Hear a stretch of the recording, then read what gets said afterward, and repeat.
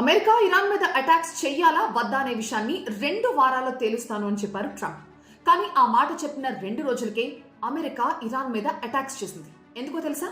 Iran కి అతి ముఖ్యమైన, ఇంకా చెప్పాలంటే ఇరాన్ కి ఆయువు పట్టు లాంటి 3 న్యూక్లియర్ సైట్స్ కి సంబంధించి కొన్ని శాటిలైట్ పిక్చర్స్ బయటపడటమే ఈ ఎర్లీ అటాక్స్ కి కారణంగా తెలుస్తోంది. ఫోర్డో అణు కేంద్రం ఇది ఇరాన్ రాజధాని టెహ్రాన్ కి సౌత్ వెస్ట్ గా 120 కిలోమీటర్ల దూరంలో ఉంటుంది. ఇది ఇరాన్ కి చాలా ముఖ్యమైన ప్రదేశం. ఒక పెద్ద పర్వతం కింద 80 to 90 మీటర్స్ లోపలికుంటుంది ఈ అణు కేంద్రం. అలాంటి ఈ ఫోర్డో అణు కేంద్రం దగ్గర ఈ నెల 19, 20 తారీఖుల్లో ఏదో జరుగుతోంది, అక్కడ ఒక అన్యూజువల్ యాక్టివిటీ జరుగుతోంది అనే విషయాన్ని శాటిలైట్ పిక్చర్స్ ద్వారా గ్రహించారు.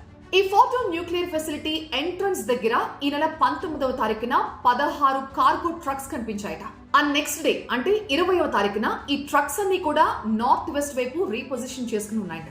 అలాగే టన్నల్ ఎంట్రన్స్ దగ్గర చాలా బుల్డోజర్స్ కూడా కనిపించాయి. అంటే అమెరికా దాడులు చేసే అవకాశం ఉన్న నేపథ్యంలో ఈ ఫోర్డో న్యూక్లియర్ ఫెసిలిటీ నుంచి తన అణు ఆస్తుల్ని ఇరాన్ ఈ ట్రక్స్ ద్వారా ఇక్కడి నుంచి వేరే ప్రాంతానికి తరలిస్తుందా అన్న డౌట్ వచ్చింది అమెరికాకి.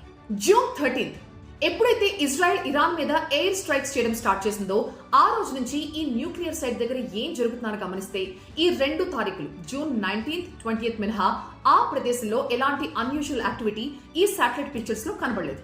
సో ఇరాన్ ఏదో సర్దేస్తోంది అన్న డౌట్ వచ్చింది అమెరికాకి. అందుకే 2 వారాలు అని చెప్పిన ట్రంప్ 2 నిమిషాలు కూడా ఆలోచించకుండా ఇమ్మీడియట్ గా ఇరాన్ న్యూక్లియర్ సైట్స్ మీద అటాక్స్ చేసి వాటిని ధ్వంసం చేసి పడేశారు.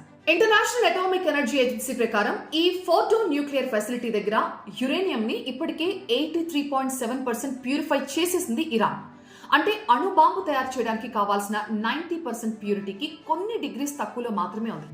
కానీ ఇంతలోనే అమెరికా అటాక్స్ చేసేసింది.